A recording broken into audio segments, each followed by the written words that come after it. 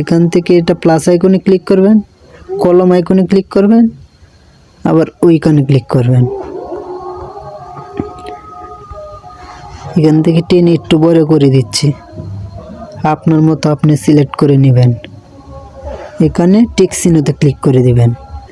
এখান থেকে আবার প্লাস আইকনে ক্লিক করবেন, উপরে ক্লিক করবেন। ক্লিক করার পর আরেকটিও নিয়ে নেবেন। নেওয়ার পর পরবর্তী নামটি লিখে দিবেন। আমারটা আমি লিখে দিচ্ছি। ওকেতে ক্লিক করবেন। ক্লিক করার পর এটা আপনার জায়গা মতো রেখে দিবেন। এখানে কালার সিলেক্ট করার জন্য কলম আইকনে ক্লিক করবে, এখান থেকে কালারে ক্লিক করবেন।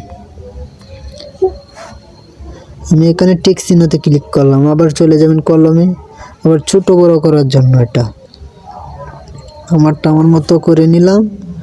আপনারটাও এভাবে সঠিকভাবে করে নেবেন।